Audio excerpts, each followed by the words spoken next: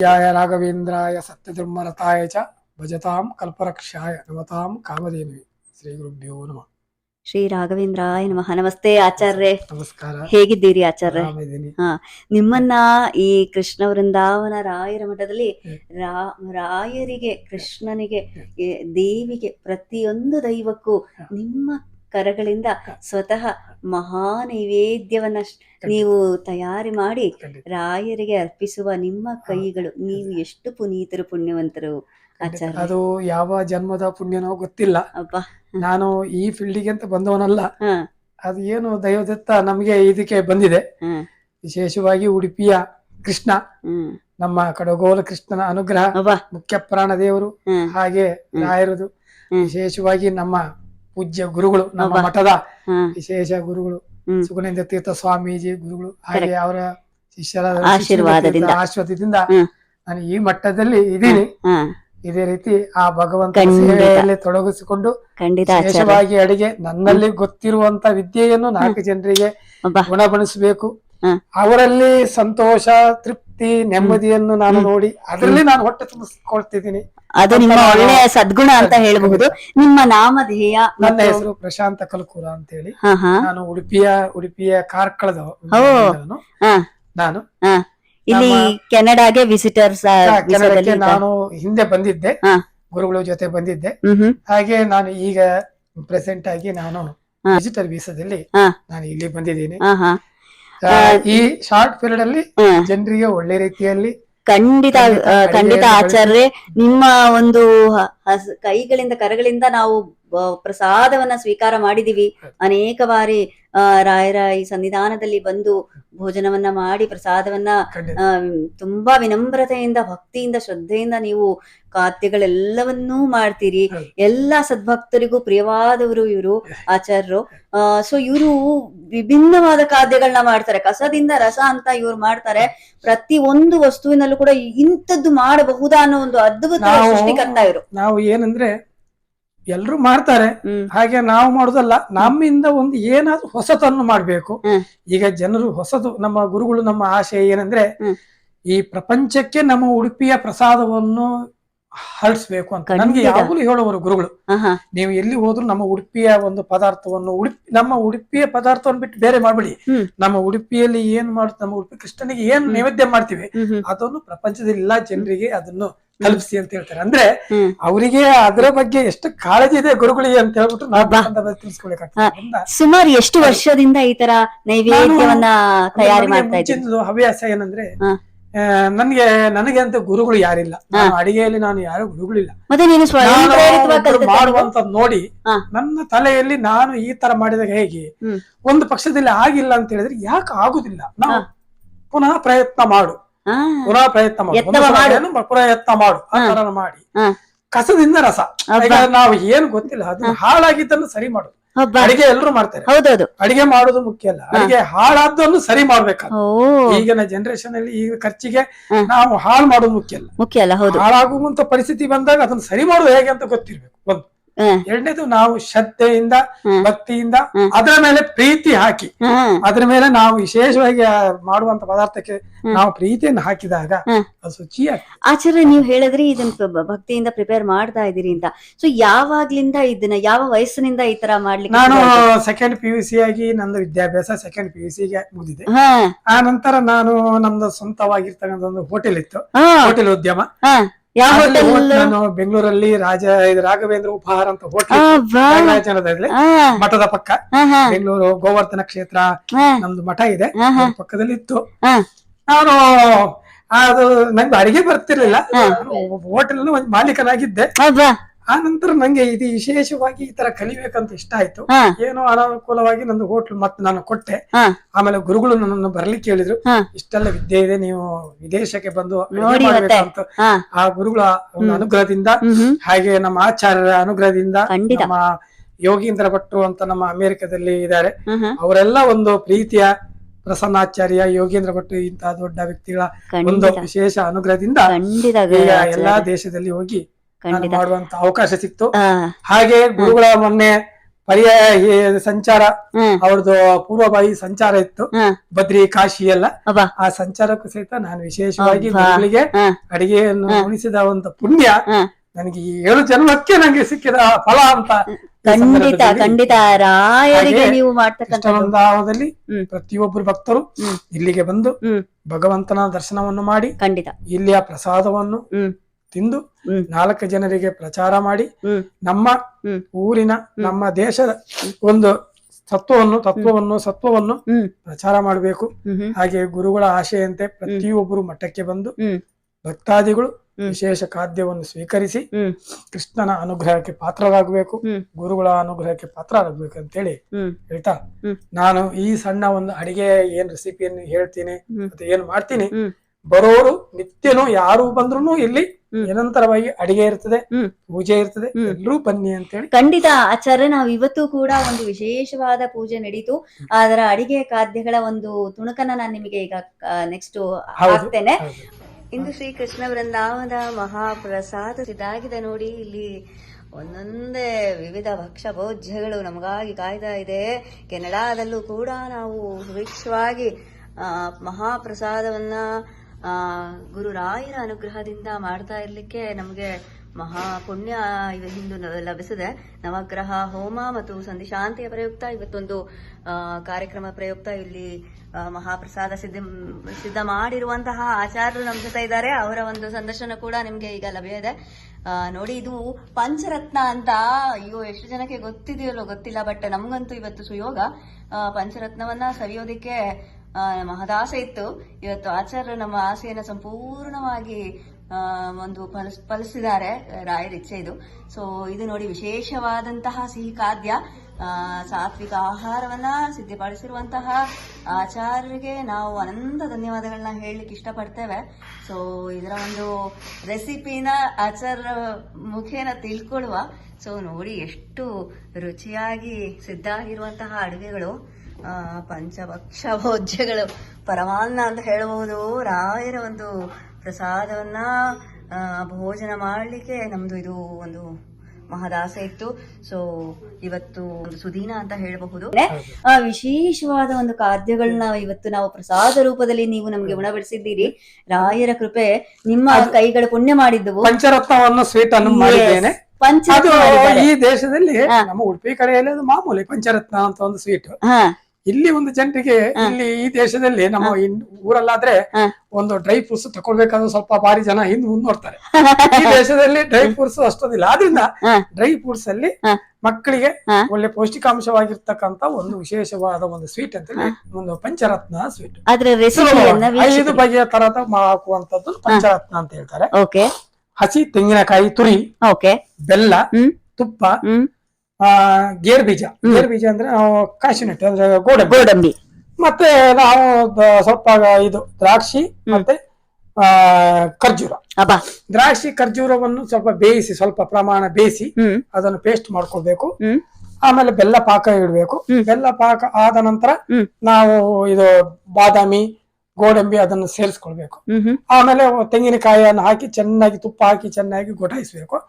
ಪಾಕ ಬಂದ ನಂತರ ಅದನ್ನು ನಾವು ಒಂದು ಟ್ರೈಗೆ ಹಾಕಿ ಇಟ್ಟಾಗ ಅದು ಒಳ್ಳೆ ಪಂಚರತ್ನ ಸ್ವೀಟ್ ಆಗಿರ್ತದೆ. 5 ಬಗೆ ಹಾಕುವಂತ ಸ್ವೀಟ್. ಇದರಲ್ಲಿ ಯಾವ ಸೈಡ್ ಎಫೆಕ್ಟ್ ಇಲ್ಲ. ಮಕ್ಕಳು ದೊಡ್ಡವರು ಎಲ್ಲರೂ ತಿನ್ನುವಂತದ್ದು. ಮೆದುವಾಗಿರ್ತದೆ, ರುಚಿಯಾಗಿರ್ತದೆ, ಹಿತವಾಗಿರ್ತದೆ.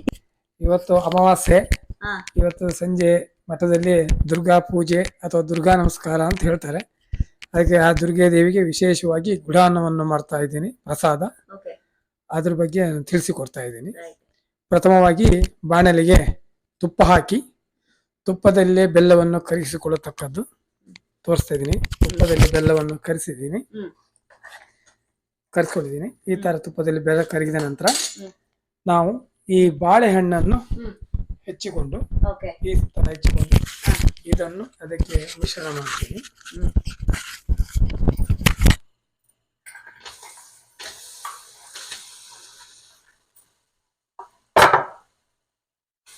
ಬಾಳೆಹಣ್ಣು ಮಿಶ್ರಣ ಮಾಡಿದ ನಂತರ ನಾವಿಲ್ಲಿ ತುಪ್ಪದಲ್ಲಿ ಡ್ರೈ ಫ್ರೂಟ್ಸ್ ಅನ್ನು ಹೊರ್ಕೊಳ್ತಿದ್ವಿ. ಪ್ರಥಮವಾಗಿ 2 ಕಾಳು ಲವಂಗ, ಸ್ವಲ್ಪ ಗೋಡಂಬಿ, ಹ್ಮ್ ದ್ರಾಕ್ಷಿ, ಆಹಾ ಹಾಗೆ ನೀವು ಉತ್ತುತ್ತೆ, ಬಾದಾಮಿ, ಹಾ ಯಾವುದು ಬೇಕಾದ್ರೆ ಡ್ರೈ ಫ್ರೂಟ್ಸ್ ಹಾಕ್ಬೋದು. ಹಾ ನಾನು ಇಷ್ಟನ್ನು ಹಾಕಿದ್ದೀನಿ. ಹಾ ಇದು ಸ್ವಲ್ಪ ಚೂರು ಕಂದು ಬಣ್ಣ ಬಂದ ನಂತರ ಹಾ ಇದಕ್ಕೆ ಹಾಕ್ತೀನಿ. ಹಾ ಕಂದು ಬಣ್ಣ ಬಂದ ನಂತರ ಹಾ ಇದಕ್ಕೆ ನಾವು ಪಾಕದಲ್ಲಿ ಬೆಲ್ಲ, ಹಾ ಬಾಳೆಹಣ್ಣು ಆಹಾ ಪಾಕ ಏನು ಮಾಡಿದ್ದೇವೆ, ಹಾ ಇದಕ್ಕೆ ನೀರು ಹಾಕ್ಲಿಕ್ಕಿಲ್ಲ.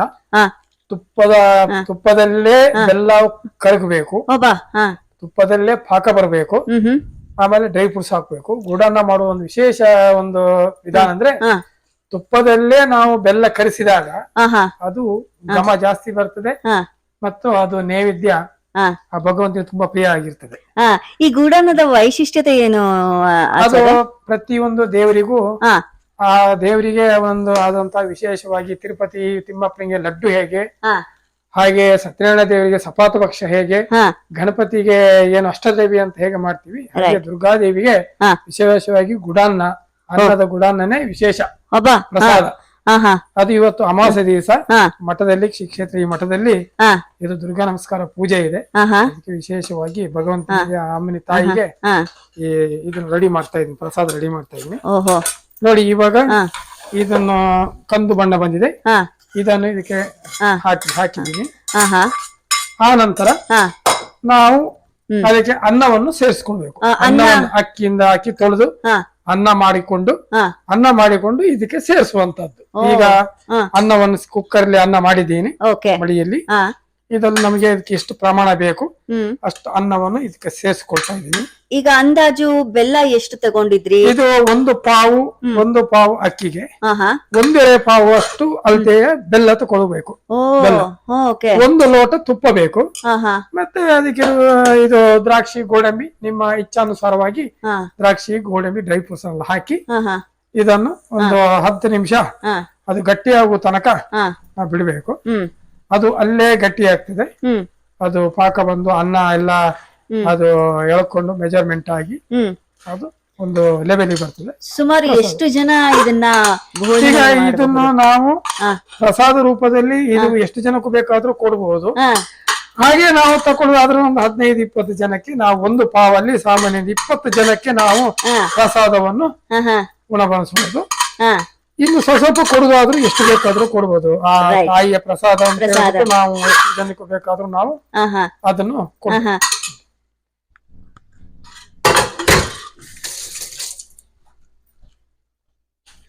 ಎಷ್ಟು ಹದವಾಗಿ ಆಗ್ತಾ ಇದೆ. ಒಳ್ಳೆ ಕಲರ್ ಬರ್ತದೆ.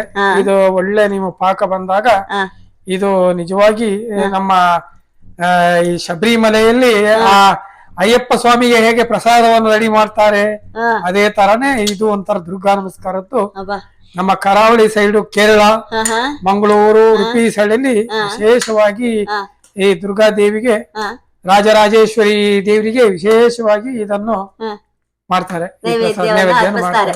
ಮಾಡ್ತಾರೆ. ಹಾ. ಹೀಗೆ ತುಂಬಾ ವಿಶೇಷವಾಗಿ ಈ ಹಬ್ಬ ಹುಣ್ಣಿಮೆಯಲ್ಲಿ ಪ್ರಸಾದ ಮಾಡ್ಲಿಕ್ಕೆ ಆಗ್ತದೆ. ಹಾ ಇದೊಂದು ಇವತ್ತಿನ ನೀವು ಸಿಕ್ಕಿದ ಒಂದು ಈ ಸಮಯದಲ್ಲಿ ಹಾ ಇದೊಂದು ಅರ್ಜೆಂಟ್ ಒಂದು ಮಾಡುವಂತ ಹಾ ವಿಶೇಷ ಪ್ರಸಾದ. ಆಚಾರ್ಯ, ಇದು ತುಂಬಾ ವಿಶಿಷ್ಟವಾಗಿರುವಂತಹ ಒಂದು ನೈವೇದ್ಯದ ಖಾದ್ಯ, ನೀವು ಸಾತ್ವಿಕ ಖಾದ್ಯ. ಖಂಡಿತ. ಸೊ ಇದು ನನಗೆ ಒಂದು ಕುತೂಹಲ, ಇದಕ್ಕೆ ಬಾಳೆಹಣ್ಣು ಹಾಕಿರುವಂತಹ ಪ್ರಮೇಯ ಏನು ಅಂತ? ಬಾಳೆಹಣ್ಣು ಹಾಕಿದಾಗ ಹಾ ಈ ಬೆಲ್ಲ ತುಪ್ಪದಲ್ಲಿ ಬೆಲ್ಲ ಕರಗಿದ ನಂತರ, ಹಾ ಹಾ ಪಾಕ ಬಂದ ನಂತರ ಹಾ ಬೆಲ್ಲ ಬಾಳೆಹಣ್ಣನ್ನು ಪಚ್ಚೆ ಬಾಳೆಹಣ್ಣು ಅಂತ ಹೇಳ್ತಾರೆ ನಮ್ಮಲ್ಲಿ. ಹಾ ಹಾ ಪಚ್ಚೆ ಬಾಳೆಹಣ್ಣು, ಇಲ್ಲಿ ಏಲಕ್ಕಿ ಬಾಳೆಹಣ್ಣು ಅಂತ ಹೇಳ್ತಾರೆ. ಕರೆಕ್ಟ್. ಹಾ ಆ ಬಾಳೆಹಣ್ಣು ಕಟ್ ಮಾಡಿ ಇದಕ್ಕೆ ಹಾಕಿದಾಗ ಹಾ. ನಾವು ಆಮೇಲೆ ಹಾಕುದಕ್ಕೂ ನಾವು ಪಾಕಕ್ಕೆ ಹಾಕುದಕ್ಕೂ ವ್ಯತ್ಯಾಸ ಏನಂದ್ರೆ, ಪಾಕದಲ್ಲಿ ಹಾಕಿದಾಗ ಅದರ ಒಂದು ಪರಿಮಳವನ್ನು ಹಾ ಅದು ಬಿಟ್ಟು ಹಾ ಅದು ವಿಶೇಷವಾದ ಒಂದು ರುಚಿಯನ್ನು ಕೊಡ್ತದೆ. ಅಬ್ಬಾ ಈಗ ಸತ್ಯನಾರಾಯಣ ಪೂಜೆಗೆ ಸಪಾತ ಭಕ್ಷ ಮಾಡುವಾಗ ಹಾ ಹಾ ಹಾ ಹಾ ಸಪಾತ ಭಕ್ಷ ರವೆಯನ್ನು ತುಪ್ಪದಲ್ಲಿ ಹುರಿಯುವಾಗ ಹಾ ಹಾ ಅವಾಗಲೇ ಬಾಳೆಹಣ್ಣನ್ನು ಹಾಕಿದ್ರೆ ಹಾ ಅದರಲ್ಲಿ ಪರಿಮಳ ಇನ್ನೂ ಜಾಸ್ತಿ ಬರ್ತದೆ. ಅಬ್ಬಾ ಹೆಚ್ಚಿನವರು ಏನ್ ಮಾಡುತ್ತಾರೆ ಅಂದ್ರೆ ಬಾಳೆಹಣ್ಣನ್ನು ಹಾಗೆ ಕಟ್ ಮಾಡಿ ಇಟ್ಟುಕೊಂಡು ಹಾ ರವೆಯನ್ನು ತುಪ್ಪದಲ್ಲಿ ಹುರಿದ ನಂತರ ಹಾ ಸಕ್ಕರೆ ಸೇರಿಸುವಾಗ ಬಾಳೆಹಣ್ಣನ್ನು ಕಟ್ ಮಾಡಿದನ್ನು ಹಾಕಿ ಮಿಶ್ರಣ ಮಾಡಿ ಹಾ ಅದನ್ನು ಕೊಡ್ತಾರೆ. ಅದು ಅಷ್ಟು ಅದು ಆ ಸೆವಿ ಬರುದಿಲ್ಲ. ಆ, ಅದಕ್ಕೆ ಹಾ ನಮ್ಮಲ್ಲಿ ಸಾಧ್ಯವಾದಷ್ಟು ಒಂದು ಕುತೂಹಲ. ಈಗ ಪ್ರತಿಯೊಂದಲ್ಲಿ ಈಗ ನಾಪಾಕ ಅಂದ್ರೆ ಏನು, ಅದೇ ಅದೇ ಅದೇ ನಮ್ಮನ್ನು ನಾವು ಏನಾದ್ರೂ ಚೇಂಜಸ್ ಮಾಡ್ಬೇಕಂತ ಖಂಡಿತ ಆಚಾರ್ಯ, ಅದ್ರಲ್ಲಿ ಅದು ಚೇಂಜಸ್ ಇರ್ಬೇಕು. ತಿಂದದ್ದು ನಮ್ಗೆ ಆ ಪರಿಮಳ ರಾಯರ ಪ್ರಸಾದ ಭಗವಂತನ ಪ್ರಸಾದ ಅಂದ್ರೆ ಕೈ ಮುಗಿಸಿದ್ರೆ ನಮಗ್ 3 ಗಂಟೆ ಆದ್ರೂ ಅದೇ ಸ್ಮೆಲ್ ಇರ್ಬೇಕು. ಏನಾದ್ರು ಮಾಡ್ಬೇಕು ಅಂತ ನೋಡಿ. ಇವತ್ತು ದುರ್ಗಾಮ್ಮನವರ ಒಂದು ಪೂಜೆಗೆ ನಿಮ್ಮ ಕರಗಳಿಂದ ತಾಯಿಗೆ ನೈವೇದ್ಯವನ್ನು ನೀವು ಅರ್ಪಿಸ್ತಾ ಇದ್ದೀರಿ. ಸೊ ಎಷ್ಟು ಪುಣ್ಯವಂತರು ನೀವು. ರಾಯರಿಗೆ ಆಗ್ಲಿ ದುರ್ಗಾದೇವಿಗೆ ಆಗ್ಲಿ ಒಂದು ಮಹಾ ಪ್ರಸಾದವನ್ನು ನಾವು ಭಗವಂತನಿಗೆ ಮಾಡುವಾಗ ಗಡಿಬಿಡಿ ಮಾಡಿ ಅರ್ಜೆಂಟ್ ಮಾಡುವುದಲ್ಲ. ನಾವು ಮಾಡುವಂತದ್ದು ನಾವು ಭಗವಂತನಿಗೆ ಕೊಟ್ಟು ನಾವು ಸ್ವೀಕರಣೆ ಮಾಡುವಾಗ ಏನು ಸಂತೋಷ ಪಡ್ತೀವಿ ಆ ಒಂದು ಭಾವನೆಯಲ್ಲಿ ಮಾಡಿದಾಗ ಮಾತ್ರನೇ ಅದಕ್ಕೊಂದು ಪೂರ್ಣ ಫಲ ಸಿಗ್ತದೆ. ಉದಾಹರಣೆಗೆ ನಾವು ನಮ್ಮನ್ನು ನಾವು ತೊಡಗಿಸ್ಕೊಳ್ಬೇಕಿದೆ. ಆಚಾರ್ಯ, ನಂಗೆ ಇನ್ನೊಂದು ಪ್ರಶ್ನೆ ಇದೆ. ಯಾವಾಗ್ಲಾದ್ರೂ ಈಗ ಹಬ್ಬ ಹರಿದಿನಗಳಲ್ಲಿ ಮಾಡುವಾಗ ನೈವೇದ್ಯವನ್ನ ಪ್ರಿಪೇರ್ ಮಾಡುವಾಗ ನಾವೇನು ಅದನ್ನ ರುಚಿ ನೋಡೋದಿಲ್ಲ ನೈವೇದ್ಯ ಮಾಡ್ಲಿಕ್ಕೆ. ಆದ್ರೆ ಮನಸ್ಸಿನಲ್ಲಿ ಒಂದು ಗಾಬರಿ ಇರತ್ತೆ, ಇದು ಅಳತೆ ಪ್ರಮಾಣ ಸರಿ ಇಲ್ವೋ. ಅದಕ್ಕೆ ಏನು ಅಂದ್ರೆ ಎಲ್ಲದಕ್ಕೂ ಒಂದು ಪ್ರಮಾಣ ಅಂತ ಇರ್ತದೆ. ಹಿಂದಿನ ಕಾಲದಲ್ಲಿ ಅದಕ್ಕೆ ಏನ್ ಮಾಡಿದಾರೆ ಅಂದ್ರೆ ಏನೇ ಮಾಡ್ಲಿ ಅದಕ್ಕೆ ಒಂದು ಆ ರುಚಿಯಾಗಿ ಮಾಡ್ಬೇಕಾದ್ರೆ ಒಂದು ಪ್ರಮಾಣ ಅಂತ ಇರ್ತದೆ. ಪ್ರಮಾಣದಲ್ಲಿ ಹೋದಾಗ ನಾವು ಅದು ಏನು ಮಾಡುದು ಬೇಡ. ಭಗವಂತನ ಈ ಸನ್ನಿಧಾನವನ್ನು ನಾವು ಅಕಸ್ಮಾತ್ ನಾವು ಏನೇ ಮಾಡಿದ್ರು ಎಲ್ಲಾ ಶ್ರೀಕೃಷ್ಣನಿಗೆ ಸಮರ್ಪಿತ ಅಂತ ನಾವು ಅಂತ ಹೇಳ್ಬಿಟ್ಟು ನಾವು ಮಾಡಿದ್ರೆ ನಾವು ಏನೇ ಮಾಡಿದ್ರು ತಪ್ಪಾಗಿದ್ರು ಅದು ಆ ಭಗವಂತ ಕ್ಷಮಿಸಿಬಿಟ್ಟು ನಮಗೆ ಪ್ರಸಾದ ರೂಪದಲ್ಲಿ ನಮಗೆ ವಿಶೇಷ ಅದದ್ದು ರುಚಿ ಸಿಗುವಂತ ಅದರ ವೈಶಿಷ್ಟ್ಯತೆ ಇನ್ನೂ ರುಚಿಯಾಗಿರುತ್ತೆ. ಅದು ನಾವು ಈ ಒಂದು ಪ್ರಮಾಣದಲ್ಲಿ ಮಾಡಿದಾಗ ನಾವು ಅದರ ಬಗ್ಗೆ ನಾವು ಏನು ಯೋಚನೆ ಮಾಡುವ ಶಕ್ತಿ ಬೇಡ. ಯಾಕಂದ್ರೆ ಆ ಮೆಜರ್ಮೆಂಟ್ ಕರೆಕ್ಟ್ ಆಗಿರ್ತದೆ. ನಾವು ಇದೇ ಪ್ರಮಾಣವನ್ನು ಜನ ಜಾಸ್ತಿ ಆದಾಗ ಅದ್ರ ಡಬಲ್ ಕ್ವಾಂಟಿಟಿ ಅದನ್ನು ಕ್ವಾಂಟಿಟಿ ಜಾಸ್ತಿ ಮಾಡಿಕೊಂಡು ಮಾಡುವಂತದ್ದು. ಸೊ ಗೂಡಾನ್ನ ಅಂದ್ರೆ ಇದು ದುರ್ಗಾದೇವಿಗೆ ವಿಶೇಷವಾಗಿ ಇದು. ಈಗ ಚಂಡಿಕಾ ಹೋಮಕ್ಕೆ ಅದಕ್ಕೂ ಪರಮನ್ನ ಅಂತ ಮಾಡ್ತಾರೆ. ಇದೇ ತರನು ಅದಕ್ಕೆ 24 ಬಗೆ 24 ದ್ರವ್ಯವನ್ನು ಹಾಕಿ ಚಂಡಿಕಾ ಪರಮಾನ್ನ ಅಂತ ಮಾಡ್ತಾರೆ. ದುರ್ಗೆಗೆ ಚಂಡಿ ದೇವಿಗೆ ಚಂಡಿಗೆ ನಾವು ವಿಶೇಷವಾಗಿ ಮಾಡ್ತೀವಿ. ಅದೇ ತರ ಗುಡಾನ್ನಕ್ಕೆ ಒಂದು ಈ ದೇವರಿಗೆ ಇದೇ ಒಂದು ಪ್ರಸಾದ. ಸುಬ್ರಹ್ಮಣ್ಯನಿಗೆ ನಾವು ನಾಗದೇವರಿಗೆ ಏನಾದ್ರೂ ನೈವೇದ್ಯ ಕೊಡುವುದಾದ್ರೆ ಅದಕ್ಕೂ ಒಂದು ನೈವೇದ್ಯ ಇದೆ. ಹಾಗೆ ವಿಷ್ಣುವಿಗೆ ಇದೆ, ಕೃಷ್ಣನಿಗೆ ಲಡ್ಡುಗಳು ಪ್ರಿಯ. ನಮ್ಮ ಬಾಲಕೃಷ್ಣ ಉಡುಪಿಯ ಬಾಲಕೃಷ್ಣ ತುಂಬಾ ಲಡ್ಡು ಪ್ರಿಯ. ಹಾಗೆ ಚಕ್ಕುಲಿ ಅದನ್ನು ತುಂಬಾ ಇಷ್ಟ. ಹಾಗೆ ಒಂದೊಂದು ಭಗವಂತನೇ ಒಂದೊಂದು ದೇವರಿಗೆ ಒಂದೊಂದು ರೀತಿಯಾದ ಒಂದು ಖಾದ್ಯವನ್ನು ತಯಾರಿಸಿ ಅದರಲ್ಲಿ ಸಂತೋಷ ಪಡುವಂತ ನಾವು ಮನುಷ್ಯರೇ ಧನ್ಯರು ಅಂತ ಈ ಸಂದರ್ಭದಲ್ಲಿ ಹೇಳ್ಬೇಕಾಗುತ್ತೆ. ಇವತ್ತು ವಿಶೇಷವಾಗಿ ಅಮಾವಾಸ್ಯ ದಿನ ನೀವು ಗುಡಾನ್ನದ ನೈವೇದ್ಯವನ್ನು ಮಾತ್ರ ಮಾಡ್ತೀರಿ. ಖಂಡಿತ ಇದನ್ನು ಸಂಕ್ಷೇಪವಾಗಿ ಮನೆಯಲ್ಲಿ ಪ್ರತಿಯೊಬ್ಬರು ಸಹಿತ ಮಾಡುವಂತದ್ದು. ನವರಾತ್ರಿಯಲ್ಲಿ 9 ದಿನ ನವರಾತ್ರಿಯಲ್ಲಿ ಇದನ್ನು ಮಾಡಿ ದುರ್ಗೆ ದೇವಿಗೆ ವಿಶೇಷ ಅನುಗ್ರಹ. ದುರ್ಗೆಗೆ ಏನಂದ್ರೆ ಅನ್ನದ್ದು ವಿಶೇಷ. ಅನ್ನ ಪಾಯಸ, ರವೆ, ಈ ರವೆಯಲ್ಲಿ ಮಾಡ್ತಕ್ಕಂಥದ್ದು ಪದಾರ್ಥಗಳು ಸ್ವೀಟ್ಗಳು ತುಂಬಾ ಇಷ್ಟ. ಹಾಗೆ ಇದು ಗುಡಾನ್ನ ಅನ್ನದಲ್ಲಿ ಮಾಡುವಂತದ್ದು ವಿಶೇಷ. ನೋಡಿ ಕಲರ್ ಹೇಗೆ ಬಂದಿದೆ. ಬೆಲ್ಲ ನೋಡ್ಲಿಕ್ಕೆ ಅಂದವಾಗಿದೆ. ನಾವು ತಗೊಳ್ಳುವಾಗ ಬೆಲ್ಲ ಈ ಕಲರ್ ಇತ್ತು. ನೋಡಿ ಯಾವ ಕಲರ್ ಅಲ್ಲಿ ತುಪ್ಪದಲ್ಲಿ ಬಾಳೆಹಣ್ಣಲ್ಲಿ ಬಂದಾಗ ಅದು ಮಿಶ್ರಣಗೊಂಡು ಅದು ನೋಡಿ ಒಂದು ಒಳ್ಳೆಯ ಒಂದು ಪ್ರಸಾದ ರೂಪದಲ್ಲಿ ಇದು ನೈವೇದ್ಯ ಆಗಿದೆ. ಇದು ಆ ತಾಯಿಯ ಭಗವಂತನ ಅಮ್ಮನ ಇನ್ನೂ ರುಚಿಯಾದ ಪ್ರಸಾದ ಬಿದ್ದು ಅದು ಇನ್ನು ವಿಶೇಷವಾಗಿ. ಅಂದಾಜು ತುಪ್ಪ ಎಷ್ಟು ತಗೊಳ್ಬೇಕಾಗತ್ತೆ ಇದಕ್ಕೆ? 1 ಲೋಟ 1 ಪಾವು ಅಕ್ಕಿಗೆ 1/4 ಪಾವು ಬೆಲ್ಲ, 1 ಲೋಟ ತುಪ್ಪ 1 ಲೋಟ ತುಪ್ಪ ಸಾಕಾಗ್ತದೆ. ಆ ತುಪ್ಪದಲ್ಲಿ ಸ್ವಲ್ಪ ತೆಗೆದಿಟ್ಕೊಂಡು ಅದಕ್ಕೆ ದ್ರಾಕ್ಷಿ, ಗೋಡಂಬಿ, ನೀವು ಬಾದಾಮಿ, ಉತ್ತುತ್ತೆ ಏನಾದ್ರೂ ಕಟ್ ಮಾಡಿ ಡ್ರೈ ಫ್ರೂಟ್ಸ್ ಅನ್ನು ಹಾಕಬಹುದು. ಹಾಗೆ ಒಣ ಕೊಬ್ಬರಿಯನ್ನು ಸಹಿತ ಪೀಸ್ ಮಾಡಿ ಹಾಕಿ ಎಲ್ಲದನ್ನು ಹಾಕಿ. ಇಷ್ಟು ದಿವಸ ಎಲ್ಲರೂ ಮಾಡ್ತಕ್ಕಂತಹ ಪದ್ಧತಿ ಪರಿಕ್ರಮದಲ್ಲಿ ಬಾಳೆಹಣ್ಣನ್ನ ನಾನು ನೋಡಿರ್ಲಿಲ್ಲ. ಅದು ಬಾಳೆಹಣ್ಣು ಅದು ಹಾಕ್ಲೇಬೇಕು. ಬಾಳೆಹಣ್ಣು ಬಿದ್ದಾಗ್ಲೇ ಅದು ಒಂಥರ ಟೇಸ್ಟ್ ಆಗಿರ್ತದೆ. ಇದನ್ನೇ ನಾವು ಶಬರಿಮಲೆಯಲ್ಲಿ ಇದೇ ಪ್ರೊಸೆಸಿಂಗ್ ಮಾಡ್ತಾರೆ.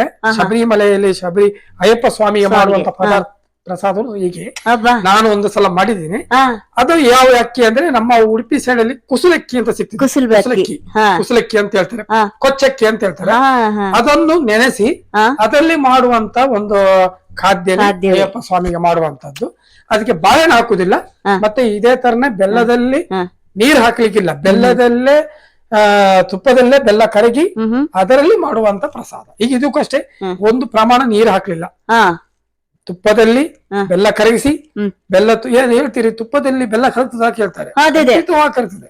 ತುಪ್ಪದಲ್ಲಿ ಬೆಲ್ಲ ಕರಗಿ, ಆ ಬೆಲ್ಲ ಕರಗಿದ ನಂತರ ಬಾಳೆಹಣ್ಣು ಹಾಕಿ, ಆ ನಂತರ ಅನ್ನವನ್ನು ಮಾಡಿ, ಅನ್ನವನ್ನು ಮಿಶ್ರಣ ಮಾಡಿ ಅದಕ್ಕೆ ಇದು ಡ್ರೈ ಫ್ರೂಟ್ಸ್ ಅನ್ನು ಹಾಕಿದಾಗ ಈ ಶುಚಿಯಾದ ನಿಮ್ಮ ಶ್ರದ್ಧೆ ಭಕ್ತಿ, ನಿಮಗೆ ಆ ತಾಯಿ ಮೇಲೆ ಇರ್ತಕ್ಕಂತಹ ಅಪಾರವಾದ ಪ್ರೀತಿ ಎಲ್ಲವನ್ನೂ ಒಬ್ಬರು ಮನೆಯಲ್ಲಿ ಮಾಡುವಾಗ ಇದೇ ಒಂದು ಮೆಜರ್ಮೆಂಟ್ ಅಲ್ಲಿ ಮಾಡಿ ಸುಲಭವಾಗಿ, ಆದಷ್ಟು ಕ್ಲೀನ್ ಆಗಿ, ಯಾವ ಅಡೆಚಣೆ ಇಲ್ಲದೆ ಅಯ್ಯೋ ಇದು ಗಟ್ಟಿ ಆಯ್ತು ಇಲ್ಲ ನೀರಾಯ್ತು ಅಂತ ಯಾವ ಪ್ರಮೇಯ ಇಲ್ಲ, ಒಂದೇ ರೀತಿಯಲ್ಲಿ ಆಗುವಂತದ್ದು ಇದು ಸಿಂಪಲ್ ಆಗಿರ್ತಕ್ಕಂತ ಒಂದು ಭಗವಂತನಿಗೆ ಮಾಡುವಂತ ಪ್ರಸಾದ. ಇದು ದಪ್ಪ ತಳದ ಇದು ಪ್ರಸಾದ ಸ್ವಲ್ಪ ದಪ್ಪ ಇದ್ರೆ ಅಡಿ ಹಿಡಿಯುದಿಲ್ಲ ಅಂತ ಏನು ಅಡಿ ಹಿಡಿಯೋ ಪದ್ಧತಿ ಇಲ್ಲ, ಯಾಕಂದ್ರೆ ನಿಧಾನ ಸಿಮ್ಮಲ್ಲಿ ಇಟ್ರೆ ಅದ್ರ ಪಾಡಿಗೆ ಕ್ಲೀನ್ ಆಗಿ ಆಗ್ತದೆ.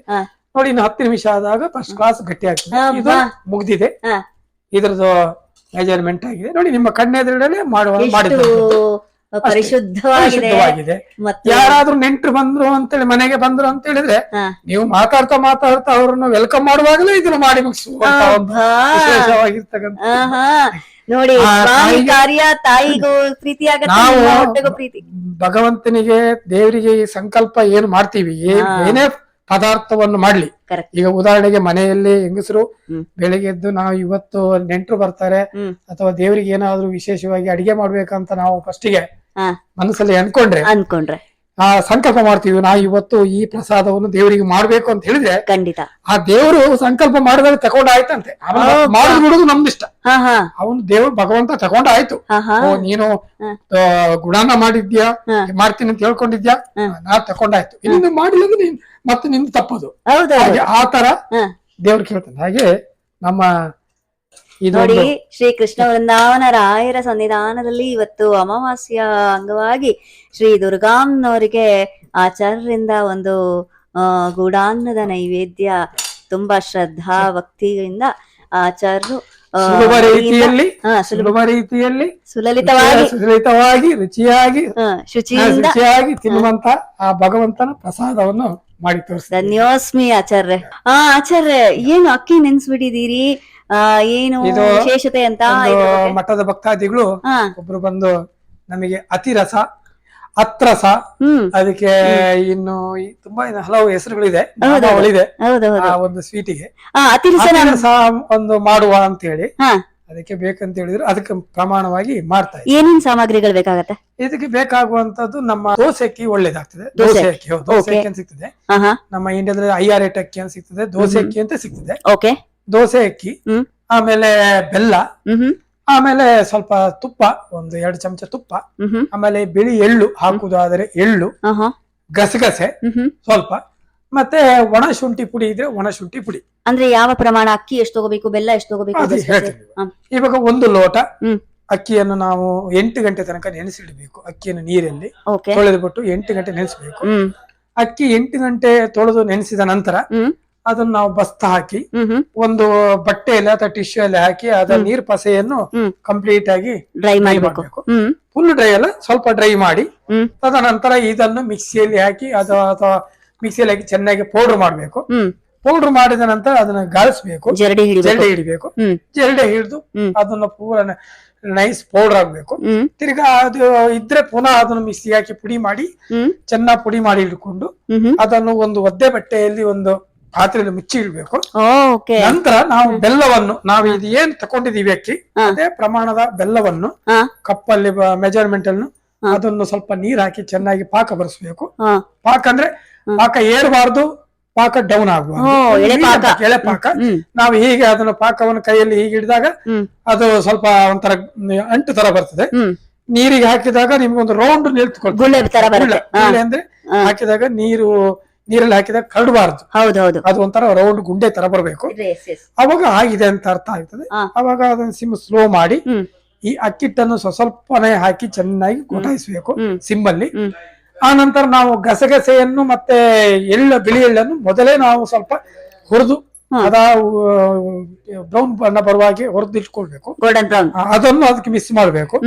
ನಂತರ ಒಣ ಶುಂಠಿ ಪುಡಿಯನ್ನು ಒಂದು ಚಮಚವನ್ನು ಹಾಕಿ ಚೆನ್ನಾಗಿ ಮಿಕ್ಸ್ ಮಾಡಿ ನಂತರ ಒಂದು ಚಮಚ ತುಪ್ಪವನ್ನು ಮೇಲೆ ಹಾಕಿ ಸವರಿ ಅದನ್ನು ಮುಚ್ಚಿ ಇಟ್ಟು ಅದೊಂದು 8 ಗಂಟೆ ನಂತರ ಸಮ ತಣ್ಣಗಾದ ಮೇಲೆ ತಣ್ಣಗಾದ ಮೇಲೆ ಮರುದಿನ ನಾವು ಎಣ್ಣೆಯಲ್ಲಿ ನಮಗೆ ಅದೆಷ್ಟು ಬೇಕು ಸೈಜ್ ಆ ಸೈಜಿಗೆ ಉಂಡೆಯನ್ನು ಮಾಡಿಕೊಂಡು ಅದನ್ನು ತಟ್ಟಿ ಅದನ್ನು ಬೆರಳು ಬರಬಾರದು ತಟ್ಟಿದಲ್ಲಿ ಉಬ್ಬಲ್ಲ ಅದನ್ನು ತಟ್ಟಿಬಿಟ್ಟು ನಾವು ಬಿಟ್ಟು ನಂತರ 2 ಸೆಟ್ಟಗದಲ್ಲಿ ಅದನ್ನು ಪ್ರೆಸ್ ಮಾಡಿ ಅದ್ರ ಒಳಗಿರ್ತಕ್ಕಂತ ಎಣ್ಣೆಯನ್ನು ಬರ್ತದೆ. ಆ ನಂತರ ಅದನ್ನು ತೆಗೆದಾಗ ರುಚಿಕರವಾದ ಅತಿ ಶುದ್ಧವಾದ ಭಾರಿ ಸ್ವೀಟಿನ ರಾಜ ಅದು ಅತಿರಸ ಸ್ವೀಟ್ ರೆಡಿ ಆಗ್ತದೆ. ನಮ್ಮ ನಾಲಿಗೆಯಲ್ಲಿ ನವರಸವು ಇವಾಗ ಕಾಯ್ತಾ ಇವೆ ನಿಮ್ಮ ಅತಿರಸನ ಸವಿಯೋದಿಕ್ಕೆ. ವೀಕ್ಷಕರಿಗಂತೂ ಒಳ್ಳೆ ರೆಸಿಪಿ ಆಯ್ತು ಇವತ್ತು. ರೈಟ್.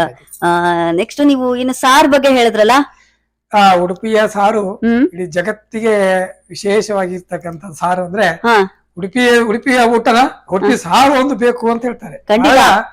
ಉಡುಪಿಯ ಸಾರು ತರ ಎಲ್ಲಿ ಬರುದಿಲ್ಲ. ಈಗ ಒಂದು ಗಾದೆ ಇದೆ, ನಾವು ಎಲ್ಲ ಊಟ ಮಾಡ್ಬೇಕು ಉಡುಪಿ ಊಟ ಮಾಡ್ಬೇಕು, ಉಡುಪಿ ಸಾರು ಸೈಬೇಕು ಅಂತ ಹೇಳ್ತಾರೆ.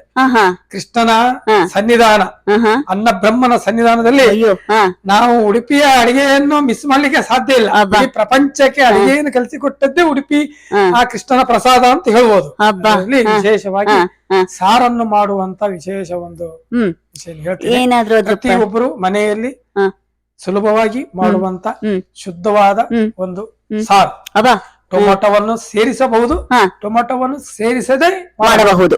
ಮಠ ಮಂದಿರದಲ್ಲಿ ವಿಶೇಷವಾಗಿ ಟೊಮೊಟೊವನ್ನು ಬಳಸುವುದಿಲ್ಲ. ಮನೆಯಲ್ಲಿ ನಿಮ್ಮ ನಿತ್ಯ ಪೂಜೆಯಾದ ಫಂಕ್ಷನ್ ಅಲ್ಲಿ ಟೊಮೊಟೊನ್ನು ಬಳಸಬಹುದು. ಈಗ ಒಂದು ಸಾಮಗ್ರಿ ಬೇಕಾಗುವಂತ ಸಾಮಗ್ರಿಗಳು ಉಡುಪಿಯ ಸಾರಿಗೆ ಒಳ್ಳೆಯ ಬ್ಯಾಡಿಗೆ ಮೆಣಸು ಬೇಕು. 100 ಗ್ರಾಂ ಬ್ಯಾಡಿಗೆ ಮೆಣಸು. ಒಂದು ಸಣ್ಣ ರೀತಿಯಲ್ಲಿ ಹೇಳ್ತೀನಿ, ಅದ್ರಲ್ಲಿ ಎಷ್ಟು ಪೌಡರ್ ಆಗ್ತದೆ ನಿಮ್ಗೆ ಅದು ಅಷ್ಟು ದಿವಸ ಮನೇಲಿ ಯೂಸ್ ಮಾಡ್ಕೊಂಡು. 100 ಗ್ರಾಮ್ ಬ್ಯಾಡಿಗೆ ಮೆಣಸು, ಒಳ್ಳೆಯ ಬ್ಯಾಡಿಗೆ ಮೆಣಸು. ಅದಕ್ಕೆ ಗುಂಟೂರು ಯಾವ್ದು ಮಿಸ್ ಆಗಬಾರ್ದು.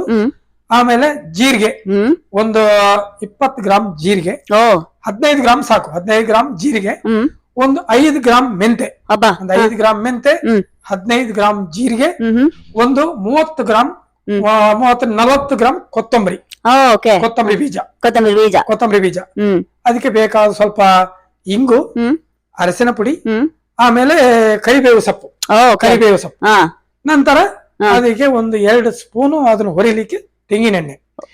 ನಮ್ಮ ಉಡುಪಿಯ ಸ್ಟೈಲಲ್ಲಿ ತೆಂಗಿನೆಣ್ಣೆ ಆಹಾರವನ್ನು ಸಿದ್ಧಪಡಿಸುವುದು ತೆಂಗಿನೆಣ್ಣೆ. ಮಠದಲ್ಲಿ ನಾವು ಹೇಗೆ ಮಾಡ್ತೇವೆ ಅಂದ್ರೆ ದಿನವಾಗಿ ಭಗವಂತನಿಗೆ ವಿಶೇಷ ಮಡಿಯಲ್ಲಿ ಮಾಡೋದ್ರಿಂದ ನಾವು ದಿನದಿನೇ ಪೌಡರ್ ಅನ್ನು ಮಾಡಿ ದಿನ ಮಾಡ್ತೀವಿ.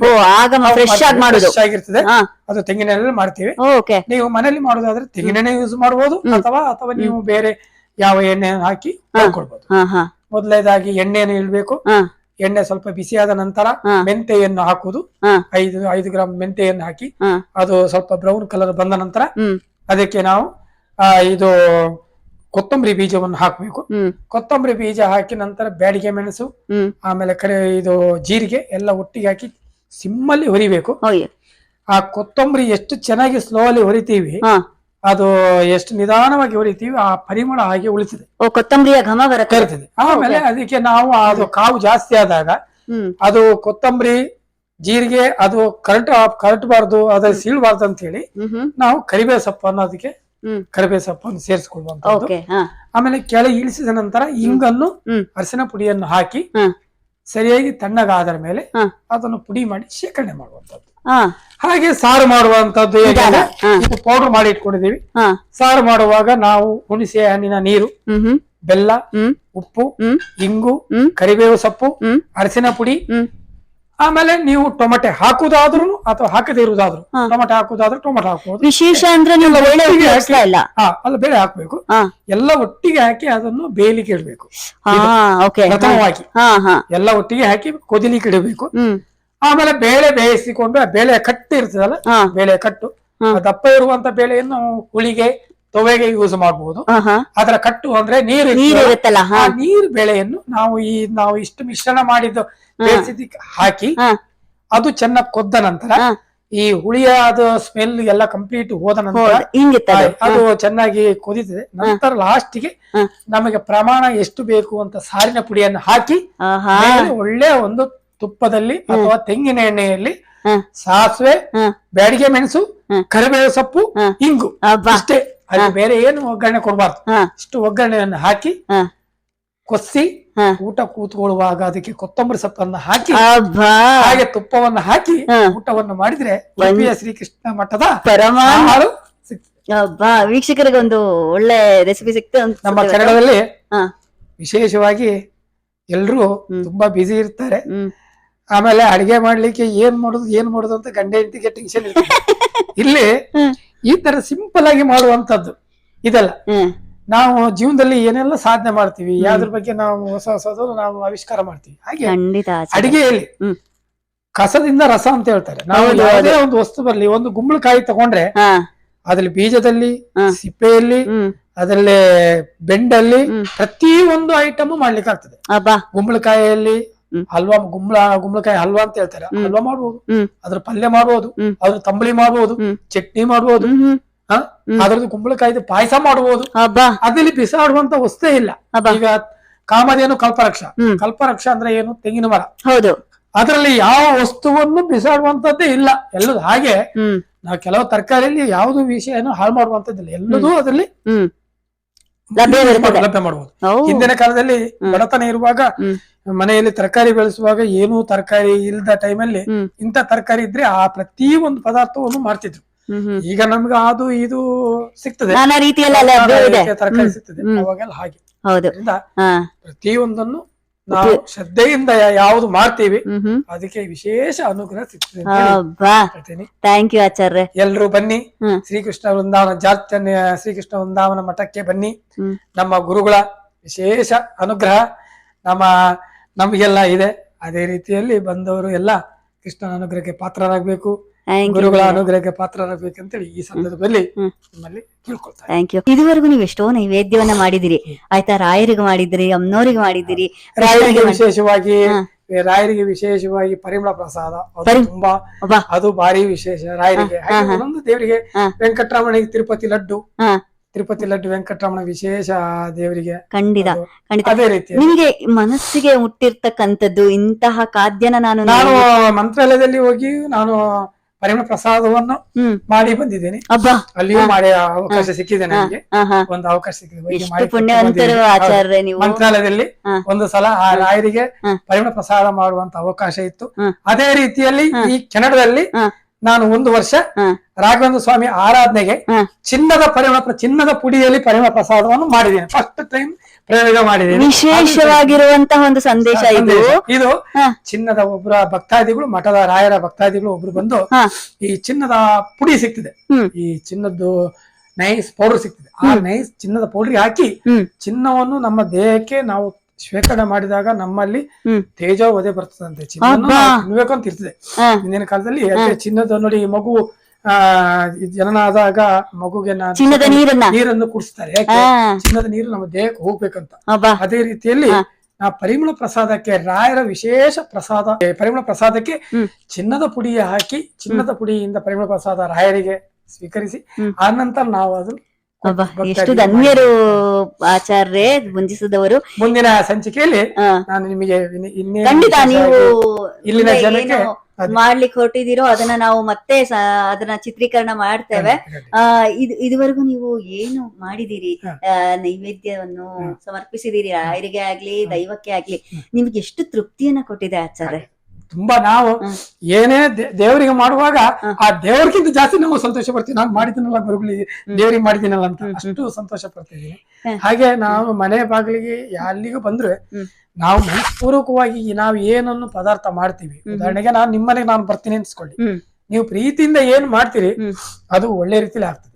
ನಾವು ಅಯ್ಯೋ ಬಂದ್ರು, ಅವ್ರು ತಿಂದ್ರು, ಹೋದ್ರೆ ಸಾಕು, ನಾವು ಮಾಡಿದ್ರೆ ಸಾಕು ಅಂತ ನಾವು ಆತರ ಉಡಾಪೆಯಲ್ಲಿ ನಾವು ಮಾಡಬಾರ್ದು. ಮಾಡುವಾಗ ಶ್ರದ್ಧೆಯಿಂದ ನನ್ನ ಮನೆಯಲ್ಲಿ ನಾನು ಮಾಡುವಂತ ಅಡಿಗೆ ನಿಮ್ಮ ಮನೇಲಿ ಅಡಿಗೆ ಮಾಡಿದ್ರು ನನ್ನ ಮನೆಯಲ್ಲಿ ನಾನು ಬರುವಂತ ಜನರಿಗೆ ನಾನು ಮಾಡುವಂತ ಅಡಿಗೆ ಅಂತ ಮನಸ್ಸಲ್ಲಿ ಇಟ್ಟುಕೊಂಡು ನಾವು ದೇವರ ಸ್ಮರಣೆಯನ್ನು ಹೇಳಿ ನಾವು ಮಾಡಿದ್ರೆ ಆ ಅಡಿಗೆಲಿ ಯಾವುದು ಸಂಪೂರ್ಣ ಫಲಪ್ರಾಪ್ತಿ ಆಗತ್ತೆ ಅಂತೀರಿ. ಆಚಾರ್ಯ ನಿಮ್ಮೊಟ್ಟಿಗೆ ಮಾತಾಡಿ ತುಂಬಾನೇ ಖುಷಿ ಆಯ್ತು. ಅಂಡ್ ನೀವು ದೈವದ ಕೃಪೆಯಿಂದ ನೀವು ಮಾಡ್ತಕ್ಕಂತಹ ದೇವಾದಿಗಳ ದೇವತೆಗಳ ಕೃಪೆಯಿಂದ ನೀವು ಮಾಡ್ತಕ್ಕಂತಹ ಈ ಕರಗಳು ಎಷ್ಟು ಪುನೀತವಾದದ್ದು. ನಿಮ್ಮ ಒಂದು ಪುಣ್ಯದ ಕೈಗಳಿಂದ ಮಾಡ್ತಕ್ಕಂತಹ ಪ್ರಸಾದವನ್ನ ಸ್ವೀಕರಿಸುವಂತಹ ಈ ಜನ್ಮ ಎಷ್ಟು ಪುಣ್ಯವು ಅಂತ ಹೇಳಿ ನೀವು ಈ ಒಂದು ವಿಶೇಷ ಸಂದರ್ಶನ ಮಾಡಿ 4 ಜನರಿಗೆ ಇದ್ರ ಬಗ್ಗೆ, ಈ ನಮ್ಮ ಮಠದ ಬಗ್ಗೆ, ನಮ್ಮ ಮಠದಲ್ಲಿ ಪೂಜೆ ಪುನಸ್ಕಾರದ್ದು ಈ ಪ್ರಸಾದವನ್ನು ವಿತರಿಸಿ ಜನರಿಗೆ ಭಕ್ತಾದಿಗಳಿಗೆ ತೋರಿಸಿದ್ದಕ್ಕೆ ನಿಮಗೆ ವಿಶೇಷ ಖಂಡಿತ ಆಚಾರ್ಯ. ಮತ್ತೊಮ್ಮೆ ನೀವು ಬಂದಾಗ ಮತ್ತಿನ್ನಷ್ಟು ಖಾದ್ಯಗಳನ್ನ ನೀವು ಮಾಡ್ತೀರಿ ಅಂತ ಮುಂದಿನ ಸಂಚಿಕೆಯಲ್ಲಿ ನಾನು ಬಂದಾಗ ವಿಶೇಷವಾಗಿ ಹೊಸ ಹೊಸ ವಿಧಾನದ ಅಡಿಗೆಯನ್ನು ಸುಲಭವಾಗಿರ್ತಕ್ಕಂತ ಅಡಿಗೆಗಳನ್ನು ಮಾಡುವಂತ ವಿಧಾನವನ್ನು ಕನ್ನಡ ಜನರಿಗೆ ನಾನು ಭಕ್ತಾದಿಗಳಿಗೆ ವಿಶ್ವದಾದ್ಯಂತ ನಮ್ಮ ಚಾನೆಲ್ ಅನ್ನ ವೀಕ್ಷಣೆ ಮಾಡ್ತಾ ಇರ್ತಾರೆ. ಮತ್ತೊಮ್ಮೆ ಆಚಾರ್ಯರು ನಮ್ಮ ಕೆನಡಾಗೆ ಬಂದಾಗ ಮತ್ತೆ ನಾವು ಚಿತ್ರೀಕರಣ ಮಾಡ್ಲಿಕ್ಕೆ ಸಿದ್ಧರಾಗಿರ್ತೇವೆ. ಹಾಗೆ ಕಾಯ್ತಾ ಇರಿ. ಆದಷ್ಟು ಈ ವಿಡಿಯೋಗೆ ಜಾಸ್ತಿ ಲೈಕ್ ಮಾಡಿ, ಸಬ್ಸ್ಕ್ರೈಬ್ ಮಾಡಿ, ಶೇರ್ ಮಾಡಿ. ಇವ್ರು ಹೇಳಿರ್ತಕ್ಕಂತಹ ವಿಭಿನ್ನವಾದ ರೆಸಿಪಿಯನ್ನ ನಿಮ್ಮ ಮನೆಯಲ್ಲೂ ತಯಾರು ಮಾಡಿ, ಜೊತೆಗೆ ಆ ನಾರಾಯಣನಿಗೆ, ರಾಯರಿಗೆ, ಕೃಷ್ಣನಿಗೆ ಮನಸ್ಫೂರ್ತಿಯಾಗಿ ನೈವೇದ್ಯವನ್ನ ಮಾಡಿ ಆ ದೈವದ ಕೃಪೆಗೆ ಪಾತ್ರರಾಗಿ ಅಂತ ಹೇಳ್ತೇನೆ. ಆಚಾರ್ಯ ಧನ್ಯೋಸ್ಮಿ. ನಿಮ್ಮ ಒಂದು ಸಮಯಕ್ಕೆ, ನಿಮ್ಮ ಒಂದು ಈ ಹೇಳುವಂತಹ ಮಾಹಿತಿಗೆ ನಾವು ಅನಂತ ಧನ್ಯವಾದಗಳನ್ನ ನಮ್ಮ ಚಾನೆಲ್ ವತಿಯಿಂದ ಹೇಳಲಿಕ್ಕೆ ಸಾಧ್ಯ. ಥ್ಯಾಂಕ್ ಯು ಸೋ ಮಚ್ ಗುರುಗಳೇ. Thank you.